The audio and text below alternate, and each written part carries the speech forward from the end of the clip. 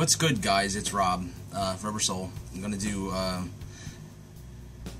don't even know where to start. Just got back from watching The Dark Tower.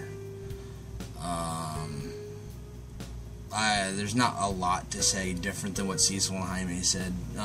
Just giving a little bit of a shout out, a little bit of a fan chime in for the channel. I don't know. I love the source material so much. Like, I think Jaime and I would get along really well if we actually sat down in a room. We could probably talk for days. We'd have, you know, palaver for days. It might be like Walter and Roland at the end of the first book. You know, we could go for eons, you know, years and years, and then wake up and it's like the next day. I spent all day worried. Rightly so, but still worried. I watched, you know, like a lot of us did, I watched the live review last night after the movie. I watched the spoiler review this morning because you read the books, what's there to spoil? I felt all day, I put this on Facebook, I was feeling like this. It's like having to go to the hospital. Somebody you love is in the hospital, you don't want to go, you can't stand to see them in the situation that they're in, but you have to. Because you love them, and it's, you know, they're a part of you, and you have to go. It's your duty to go see it. And I did. I wasted $14, which is very hard to come by for me, and 98 minutes of my life. I can sum it up pretty simple. We talk about my son, Lennon, on the show a lot, you know, a few times. A lot of the game streams they have a tendency to watch. Lennon's 9. Okay? If I sat Lennon down, and I laid down a bunch of pictures like this of shots of different locations from the 7 books, and I handed him action figures. They don't have any because, you know, Sony doesn't want to do any kind of marketing for this movie. That's how ashamed of it they are. This is Roland, okay? This is the Man in Black. This is what they do, okay? He sits them in front of the pictures, and I say, okay, Lennon, the Man in Black fled across the desert, and the gunslinger followed. Tell me a story. And he did this.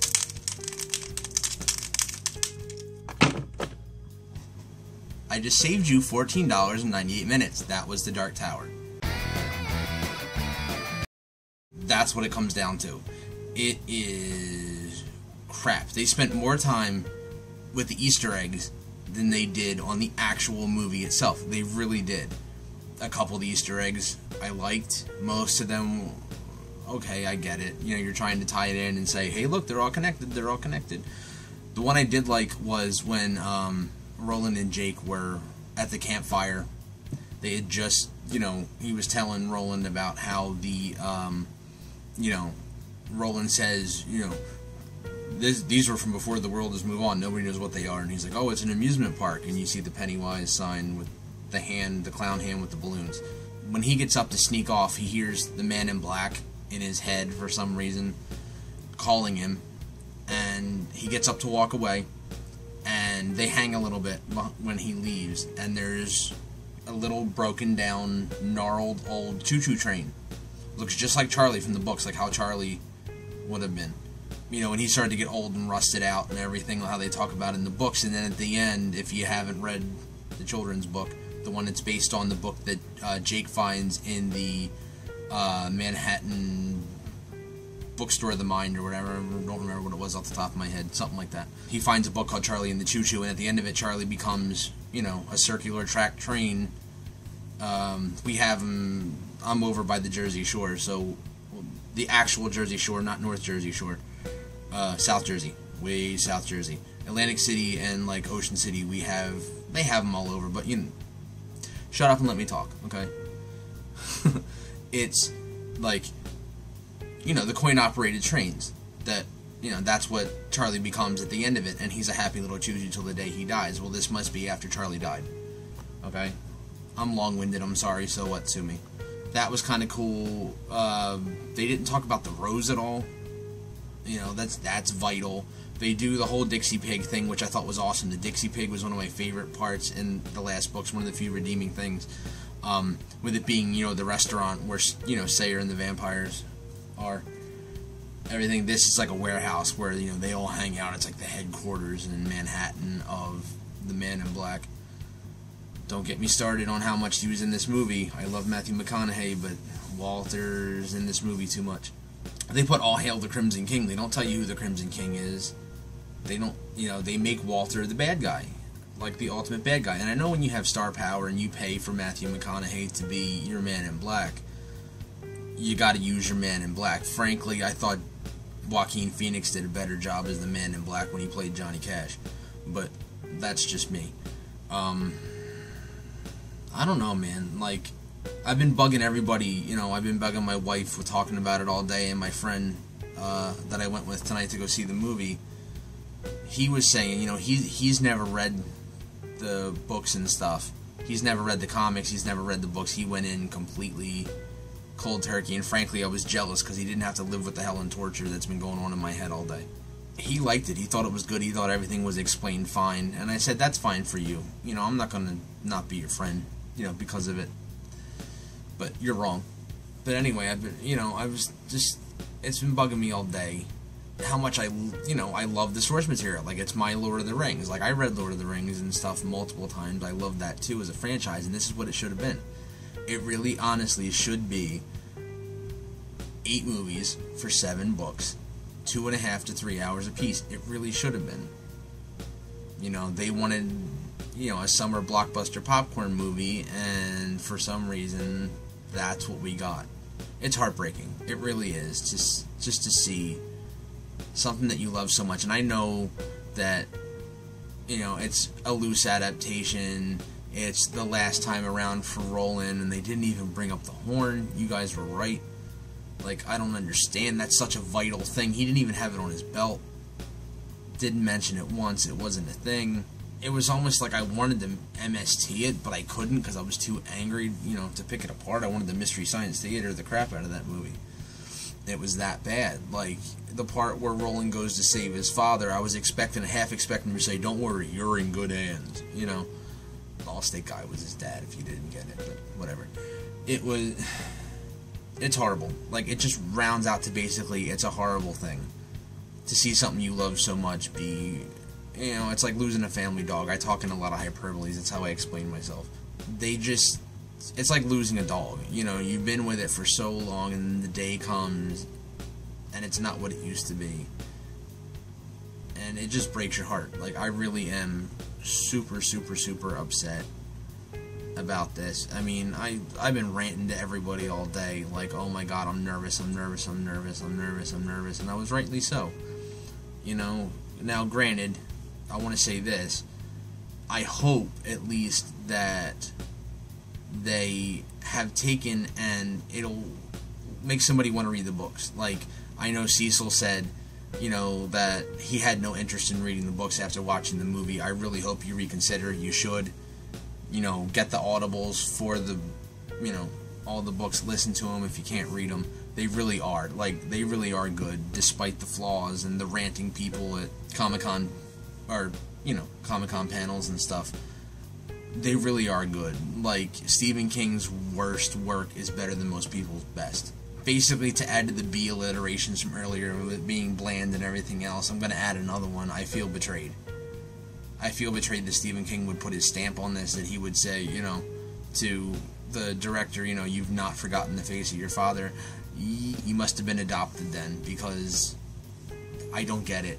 Especially watching the interviews, I had such hope for it, because the director, he claims to be such a fan, and he knows so much, and he likes it, and it's so precious to him, and it didn't show. Like, I'm hoping that it's not his fault. I'm not going to lay blame on him. I think it really was Sony. I think Jaime hit it on the head when he said that it was, the production company is probably putting, fail-safes and stuff, or, line veto power, like, look, if we get this, if anything is changing the way we don't like it, we're going to, shut it down.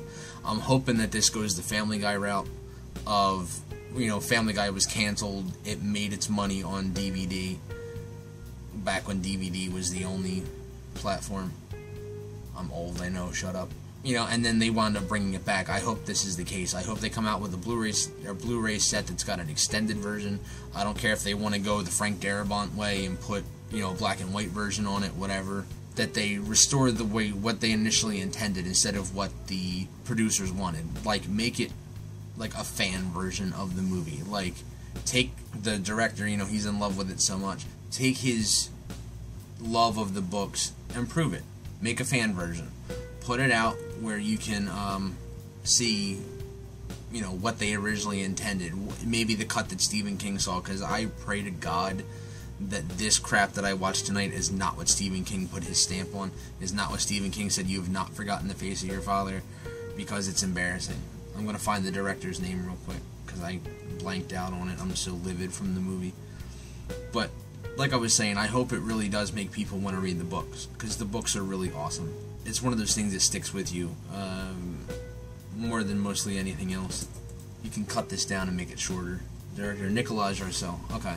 So, you know, let's hope that he's as big a fan as he says he is, and they wind up putting out the edition, and then we get the TV shows out of this.